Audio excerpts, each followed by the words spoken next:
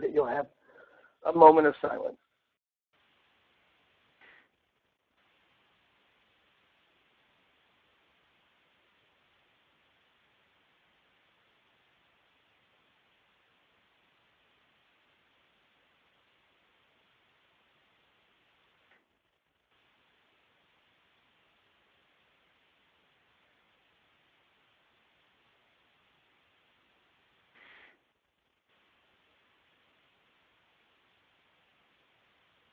About 30 seconds. I am now going to mute all the lines. You are now muted. And it's now 6:30 Pacific time. Good evening, everybody. Good evening and welcome.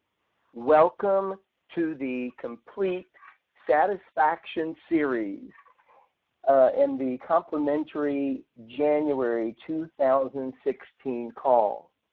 Happy New Year. So I am declaring 2016 the year of bridging two worlds. So tonight's call, the topic is bridging two worlds. And before we dive into any distinctions or distinguishing, I want to acknowledge those people who are on the call. So there's several groups. I have one group of people who would be those of you who are my coaching clients. Thank you for being here. And then there's those of you who are participating in the Relationship Satisfaction Workshop series and webinars. Thank you. Welcome. And then there are couples who are participating in the Date Night Project, where we are spreading love globally, one date at a time, and I want to welcome you. Now, though this call has a topic, Bridging Two Worlds, I want everyone to be aware that the distinctions are intended to be used in conjunction to anything that matters to you. So whatever it is you're dealing with, whatever it is you've brought to this call, you're welcome to share and interact on any topic that matters to you. So I just want to make sure that you know that there's nothing off limits. Everything can be included on this call. Now, by the way, another thing, last month I had introduced you to the 20-minute daily meditation and the stop exercise, and I would love during this call to hear from anybody regarding your experience of that, and if you've done it, and whatever you got out of doing that. Okay, I am not opening the lines yet.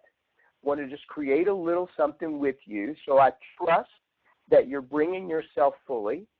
I trust that you're listening with all of you, with every aspect of your being.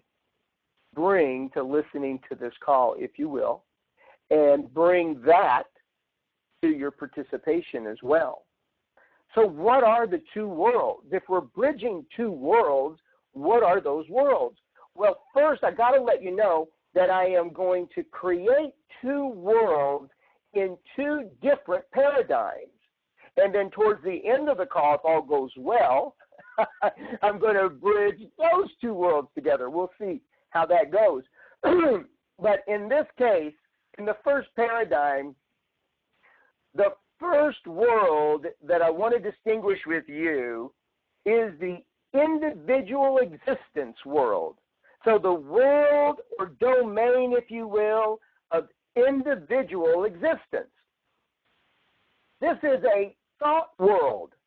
It's a world where you have thoughts and opinions.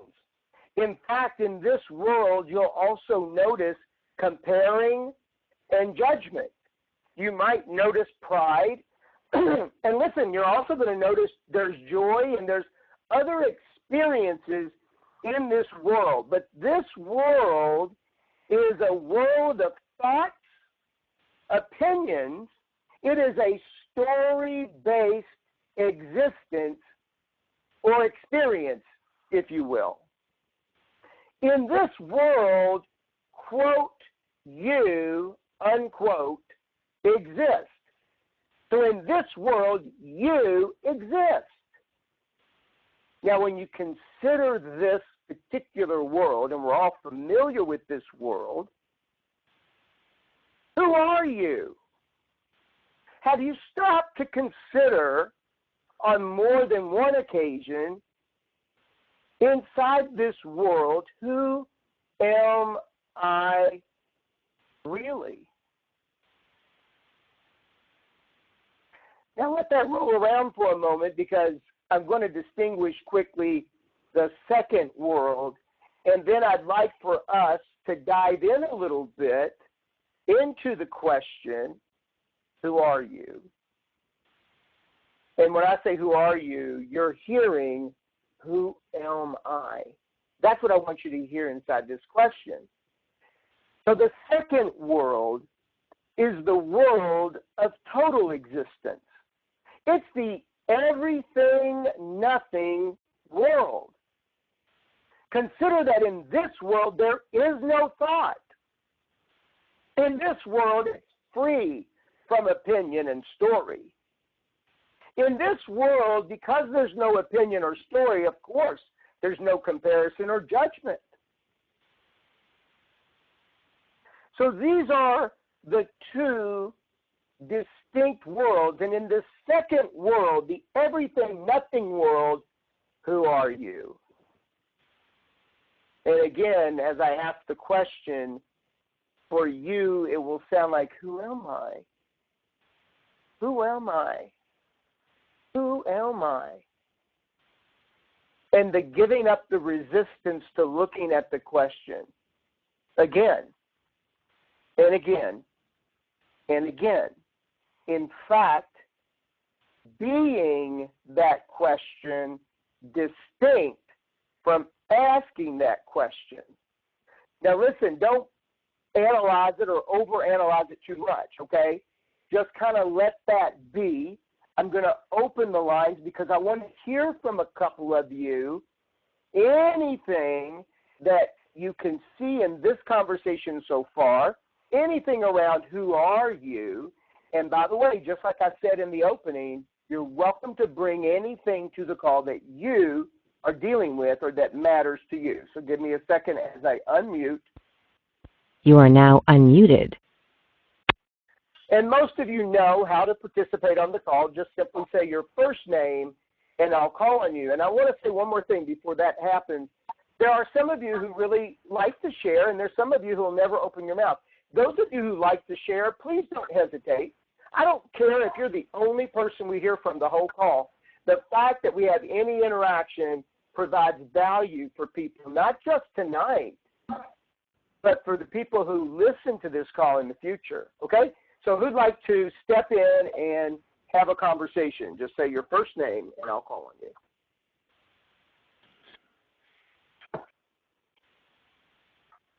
Renee?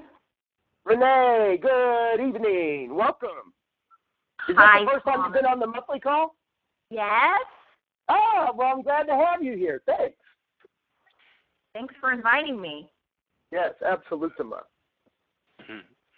So in the first paradigm in the individual existing world, Yes. I drew like an earth, like a round circle. Mm. And then I put my dot like where I would be. Oh, right. And actually I'm the same in both worlds. In the first paradigm, I'm a child of God. In the second world, I'm a child of God. Very good. Got it. Thank you. Excellent. Somebody else. What do you see inside the conversation so far, inside the distinguishing the paradigm, or anything that Joanne? you want to bring to this call? Joanne. Hi, Joanne. So when I was listening to you in these two worlds, I had a different experience, and that is that in the individual existence, it's like I'm in the middle, and I'm like the sun, and everything revolves about me. Mm. But in the everything world, it's more like I'm just a speck of sand in the universe. Very good. That's great. I got it. That's awesome. Thanks. Okay, I'm going to mute the phones unless there's one more. If there's one more, jump in now. Okay, you guys are quiet tonight. There you go. You are now muted. Which, by the way, I'm not making wrong. It can be however it is. So now, moving away from the question, who am I, or who are you, which world is better? Now, the lines are muted, so you're not going to be answering out loud, but consider which world is better. And if you really look at the culture we live in, and if you look at how we interact with one another, especially those of us who are very interested in this particular kind of work, the everything, nothing world might occur like a better world.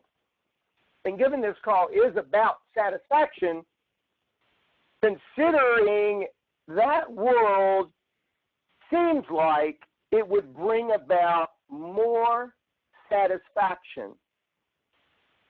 Now, I want you to try this on, regardless of what your point of view or your answer might be, all of which are valid, right? Try this on. Complete satisfaction is only found when you're firmly grounded in both domains.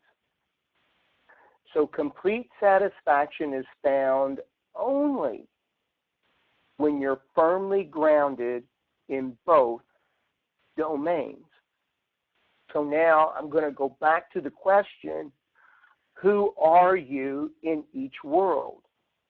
So try this on, and by the way, this distinction blends well, with Renee's answer, with Joanne's answer, and for anybody else who had their own answer in their own head. I'm sure that they'll all blend together, but I want to distinguish something outside of what might have already been there for you.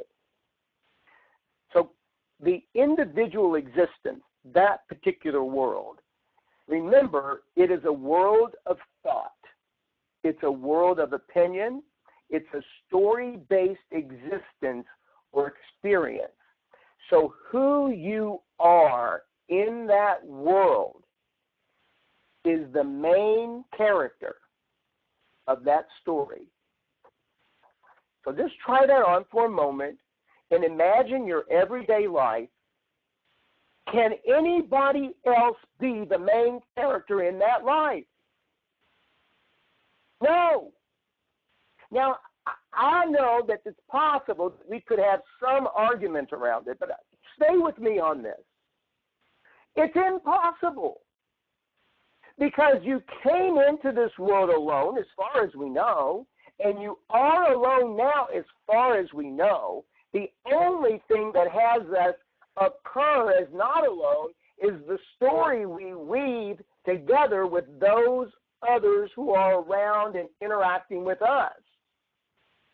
But it is an individual, a separate, if you will, existence. The only way the separation can be dissolved is if we do it intentionally on purpose. We're not going to go down that path yet, though. Leave that be. And now let's go into the everything-nothing world. And the question is, who are you? Or inside your own mind, who am I in that world? Try on. And I don't know how easy this is to experientially get, but I know everybody on this call will relate to it. Consider in that world, you are everything, nothing. Consider in that world, there is no thought.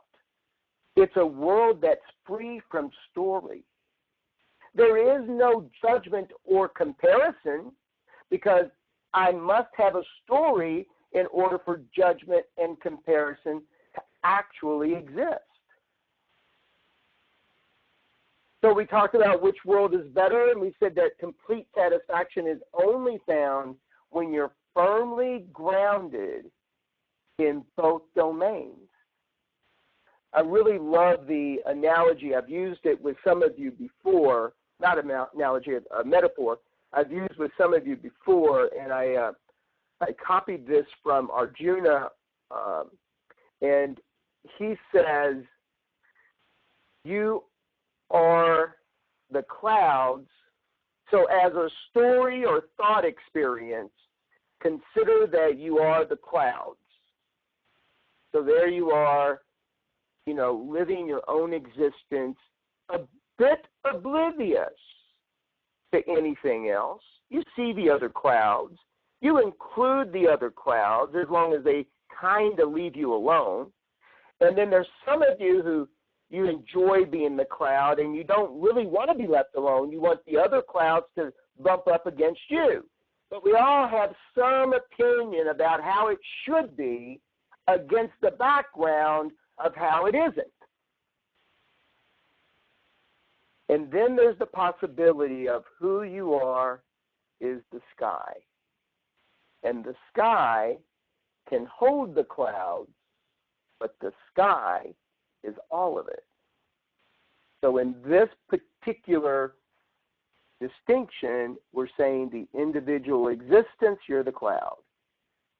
In the total existence, you're the sky. Now, we often try to escape the cloud experience, trying to get to the sky experience. And I want you to consider that this is a form of resistance. And resistance is the source of suffering. It is the number one enemy to satisfaction. What we resist persists, but I want you to also, in your mind's eye, notice that whatever you push against, you are stuck to. So the only option is letting go. And there's a fine line between resistance and letting go. And this, my friends, is the keys to the kingdom. And what I have found is you can talk about it, you can try to give this away, but how you really get it is by constantly, and I do mean constantly, distinguishing for yourself, what am I resisting? And then practice letting go. And there will be a moment in time, and I can't tell you when that moment will be.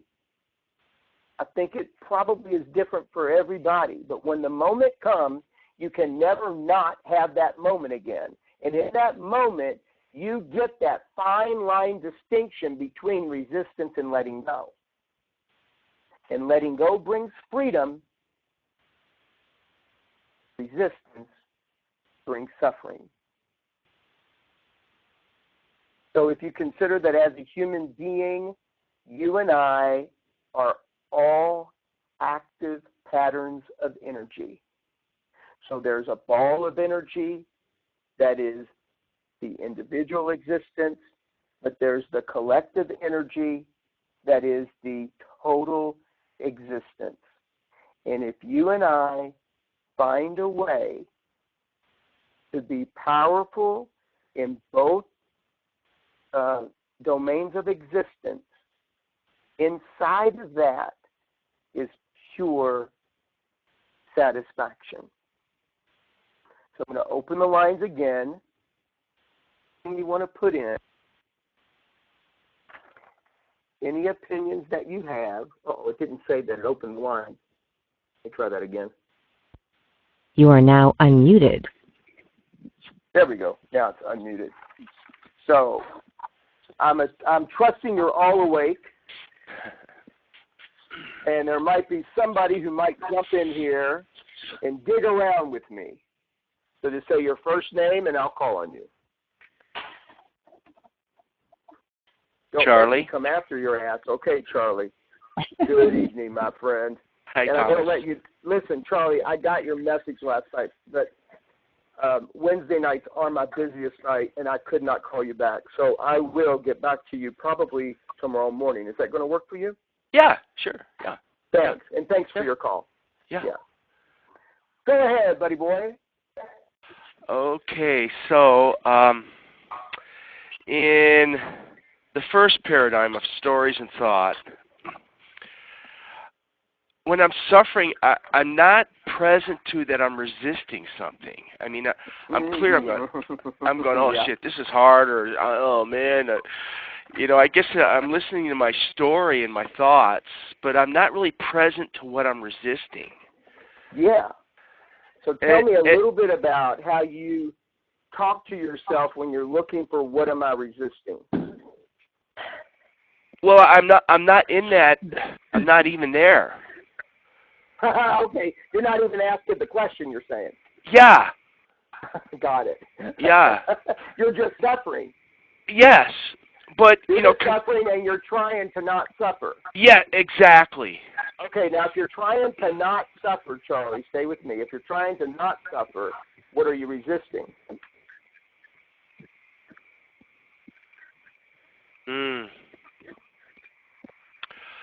Maybe trying to change the way I'm thinking. Okay, well, you've heard the term "who's buried in Grant's tomb"? No. Oh, you never have? Oh my goodness! Yeah, who's buried in Grant's tomb? Well, Grant is. Okay. Okay. Okay. Okay. So now listen to the question just like that. So my question to you is, if you're trying not to suffer, what are you resisting? Suffering? Yeah, you're resisting the experience of suffering. So that has you, now stay with me, because this is a very powerful opportunity, because that is what I call resisting the resistance. So, you see, once there is a vicious circle of resistance going on, it's very hard to find your way out. So the first thing to notice is, I don't like to suffer. I don't think anybody on the call would say, oh, Tom, I just love to suffer. I don't think anybody would, right? So, I'm in agreement, right? Yeah. So it's natural for a human being to push against the experience of suffering. But you see, you must be willing to experience whatever there is to experience so you can move through and then drop the resistance. So there is something that brings on suffering for you, and it is resistance. And Charlie, my guess would be, without trying to pinpoint like the exact thing that it is, that you're just resisting what's so. See, there's always in every moment what's so. Yes. Right this moment. Listen, I flew in from Las Vegas this evening, and it was probably, if I had to label it, and I'm going to, the most miserable trip I have taken in many years. I mean, like, it was just miserable. And the whole time, thank goodness I was having this call tonight, because from the moment I started the trip home, I dropped resistance, and it's always in the moment of now. See, if you try too hard to label it something big, like I'm resisting going to work tomorrow morning, that is a form of resistance. But that distinction will only give you so much freedom. If you come to this very moment, what am I resisting in this very moment about myself, about my environment, about the people around me? Are you with me? Yes. See, Charlie, there are things about your character, there are personality parts that you disowned about yourself, that you hate about yourself, that you don't like about yourself, and you resist those personality parts, and it's happening from the time you get up in the morning and probably throughout your dreams in the night. Yes. So you and I are wrapped up in resistance, and we're so wrapped up in it, now get this, that you cannot see it. So this conversation is designed to help you get outside of the aquarium and look in for a second. Did you get a little bit of a view? Yes. Thanks, Charlie. Really, thank you for stepping in there. I appreciate you very much. Thank you. Anybody else?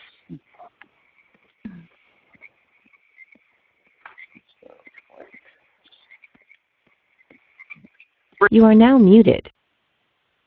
Okay, well, now you're muted. Now we're going to so that's the bridging two worlds in one particular paradigm, and that paradigm is called the existence paradigm. I'm calling it the existence paradigm because one world acknowledges individual existence while the other world acknowledges total existence. So how do you get to total existence? Well, most people get there through meditation, but I don't know that everybody who meditates uses it for that opportunity and possibility. So I'm inviting you to now do it that way.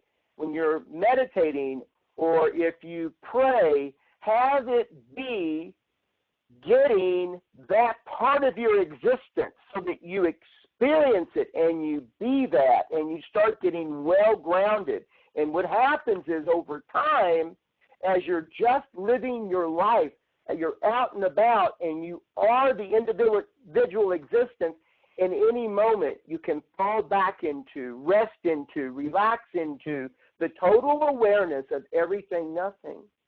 And once you have that total awareness of everything, nothing, there's a peace that takes over. And when you come back to individual existence, you can bring that peace with you. And then there's a satisfaction that continues. You don't have to have agreement. Your opinions don't matter so much. Being right is less important. So now in this second paradigm, I'm looking at couples. And listen, in my experience with couples, more so than friends, more so than partnerships, more so than families, once a couple moves into stage 4, and stage 4 I call the brain dance. And this stage is where couples start to think alike. They don't necessarily agree, but they have a cohesiveness, if you will, a coherency. They're coherent in the way that they're thinking. There is the interest in being and expressing themselves in the world as one. However, when people get to stage 4, if it's not distinguished and they're not creating, when they get into this stage, rather than on purpose expanding intimacy and creating romance, they actually, on purpose, create separation. They don't necessarily, like if I said to them, couple, do you know that you are actually on purpose creating separation? They would fight with me. No, of course not. I want romance. I want intimacy.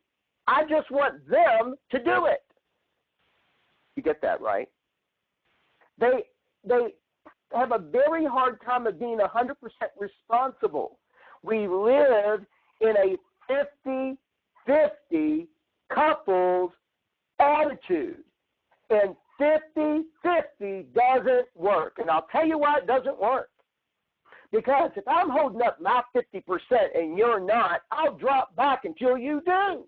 It's just automatic. But if I am, if who I am for myself and if who I am for the couple, 100% responsible, that I never fall back, then you have some leadership. And before you know it, the partnership, the couple, begins to rally around that leadership. So the question becomes, who can hold up the flag the longest until it starts to blend together and be together as one? So I don't know. What I'm about to say, I don't know to be true. I'm going to say something that I don't know to be true, and I haven't a clue about it. It's just an idea and a concept that I think. You see, I actually think, like I ask myself the question, why is this? You know, of all the hundreds of couples I've worked with, and I mean, I'm talking about the great ones and the ones that aren't so great as far as being together, I ask myself the question, what is it that people will actually on purpose create separation? Why? Nobody wants it. I mean, if I ask them, they say they don't want it, so I have to trust that people are telling the truth. They don't want it. I think, you guys, it might be biological. And maybe that leads to something that's a psychological dynamic. What do I mean by biological? Well, when you take a look at the 7 stages, stage 1 and stage 2, by biological design, are to blind you. You know, all nature cares about is procreation. Nature really doesn't care if you get along or not. Think about it. Think of the people you've made babies with, and now you look back on it and say, what the hell was I thinking? I mean, you love the baby, but you can't figure out what the heck. Well, stage 1 and stage 2 is loaded with hormones, and those hormones, by design, blind you to everything that doesn't work. Now, consider maybe, and remember, I don't know what I'm about to say to be true. I don't know that it's biological leading to something psychological. I don't know that for sure. It's something that I'm observing and introducing to you to observe with me. But it seems like biologically or nature blinds us in stage 1, stage 2. Now, that is a fact, that part. And then, hopefully, nature's hope is procreation happens, and then we go into stage 3. In stage 3, those hormones disappear. I call it sometimes the coming down stage, but it's actually the choice stage, because now you're dealing with the reality of that other human being. You're no longer blinded by hormones. And if you get through the choice stage and you authentically choose each other and choose the couple as it is, not as you'd hope it would be, not as you'd like it to be, not anything you would fix or change, but as it is, then you go into stage 4. In stage 4, you must create the dance. It isn't automatic. And the dance gets created by you on purpose expanding intimacy and creating romance, which, by the way, is the reason for the Date Night Project, where we spread true love globally one date at a time. Once a couple's been together for more than 5 years, something like the Date Night Project really serves them because it supports creativity. So when you're in this predicament, when you get to stage 4, it is a very reactionary stage unless you transform it to a creative stage. And if you don't, well, you know, one other thought that I had, sorry, I'm going to switch gears just a little bit for a second, but one other thought that I had was once you get to that stage, I think maybe one or the other starts badgering or poking the partner like it's their fault the hormones are gone. You know, like it should be different. Or maybe they poke around out of fear, like there's a threat. You know, it shouldn't be this way. We start to resist the natural way that relationships unfold. So that was another thought that I had I just wanted to throw in there. But once you create this vicious circle, it's very hard to get out. In fact, this is probably where having a coach comes in, because you really want to draw a line in the sand, step over it with the promise of never stepping back. And you would want somebody to hold that vision with you until there comes a time where that is a new habit for the couple. It's not just one person growing it, it's both. So now let's consider, how does the couple's world that we just distinguished fit into the two worlds of individual existence and everything, nothing existence? See, if my spouse is wrapped up in individual existence, I can give that person more space if I have the power, the ability, the practice of being everything, nothing in those moments. And everybody on this call has done this before. You just maybe haven't created how to do it on purpose. But when you're everything, nothing, stuff disappears. Anger disappears. Upsets disappear. You know, if a couple is going at it with each other and one has the wherewithal to really just be everything, nothing in that moment, stuff has a place. Stuff has a way, not a place. Stuff has a way of disappearing. And it's a beautiful, beautiful thing. So the key for tonight is from reaction to creation. Everybody on the call, whether you're in a couple or you're single, whatever your case may be, you're living in the world with other people, and you're interested in peace of mind. I know that because you're on the call. So tonight, draw a line in the sand. Step over that line with the promise to never step back. Bring about forgiveness, not just for others, but for yourself. Bring about empathy, a kind of understanding. Bring about sharing, acknowledgement, allowing people to be as they are without resisting them. Remember, whatever you push against, you're stuck to. So if you're pushing against the way your partner, spouse, boyfriend, girlfriend are, you get stuck to that, and you cause a persistence that you don't even realize. It's a very interesting dynamic. Now, as we start to bring the call to a close, I'd like to do a very brief meditational practice with you, one that I'd like for you to do for the month. And when you come to the call next month, we'll take a look at whatever it provided, okay? So you could use this particular practice whenever you feel provoked or irritated, or you really feel stuck in your individual existence. Maybe you really notice that you're in a reactionary mode. Now, you don't have to wait for those moments to do this, but it especially works in those moments. Simply stop. So right now, just stop and sit back. Sit back in the saddle. Notice wherever you have tension in the body, and please just let it go.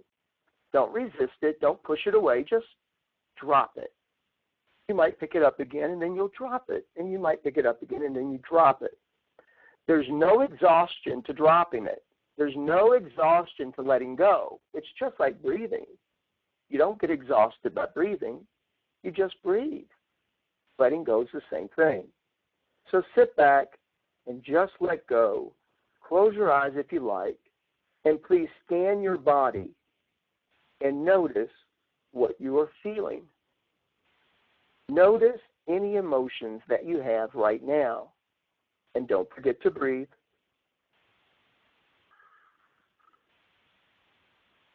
Thank you. And while you're scanning your body and noticing emotions and feelings, seek out any area where there's strong emotional tension. Just feel it. Feel whatever is there. If you need to, you can label it. You know, maybe it's sadness or anger, desire. It could be happiness, joy. Whatever it is, whatever that strong emotional tension is, just be with it exactly the way it is. Stay with those sensations, those emotions, those feelings. Don't forget to breathe.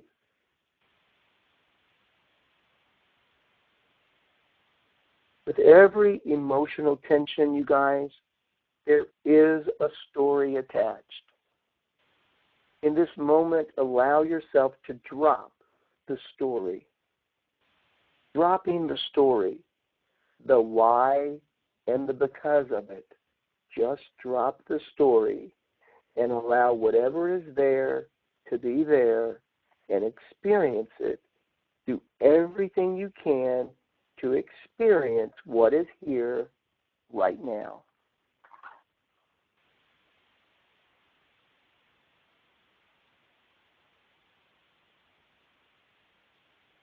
Thank you. To the maximum degree possible, continue to drop the story and experience. Just keep dropping the story and experiencing what's here. Don't forget to breathe. Imagine right now you're the wave popping out of the ocean. Just for this moment, experience the wave that you are. And now let go, relax, and let the wave fall back into the ocean. Experience yourself right now as the whole of it. And don't forget to breathe. Let go of the wave and fall back into the ocean and be all of it. Drop thought, drop the story, and just bring all your awareness to all of it. Feel your interiority as though for the first time.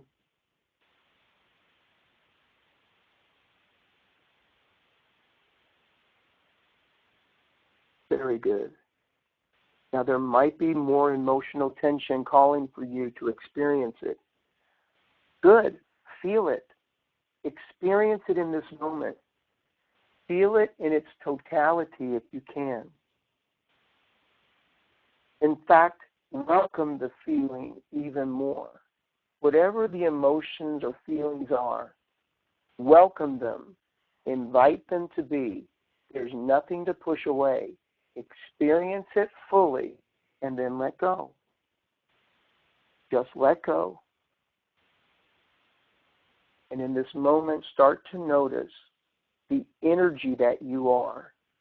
Whatever charge might have been there, whatever high frequency levels might have been there, let them go. Let the charge go. And just be everything, nothing. Everything, nothing. Who am I? Everything, nothing. Who am I? Who am I? You're not just a loving person. You are love itself. Pure love and life energy. You are now unmuted. Very good. Don't forget to breathe. And now come back gently. Open your eyes and just be with me for a moment. As we close out the call, I'll give you an opportunity to share anything you want. But as we close out, I leave you with what it takes to create separation is blame, projection, and withholding. Judgment, trying to look good, and overanalyzing. So what creates separation between myself and another human being? Blame, projecting, withholding, judgment, trying to look good, and overanalyzing. On the opposite side, what creates intimacy? Forgiveness, empathy, sharing, understanding, being transparent, and acknowledgement. So what creates intimacy? Forgiveness, empathy, sharing, understanding, being transparent, and acknowledgement. Thank you very much for participating. I'd like to open the call to anybody who'd like to share to close out this month's call. Just say your first name and I'll call on you.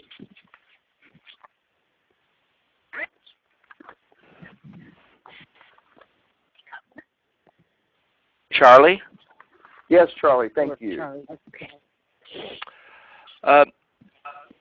I know this might sound like, I don't know if naive's the right word, but I can really see now what I've been resisting, and I know it's going to sound absurd. Good. I'd like to hear absurd. Tell me. I'm resisting. It shouldn't be this way. That's right. Very good. Write it down.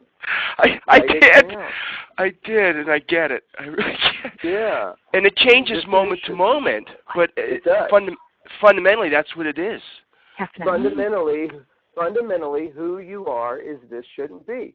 Yeah. Fundamentally, every human being you know is this shouldn't be. Yeah. And then we mask it over with pretense.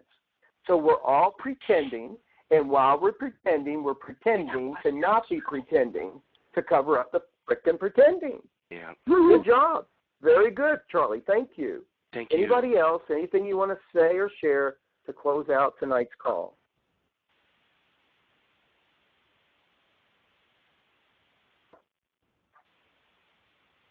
Okay. I trust then that you got what you came for. Thank you very, very much for participating.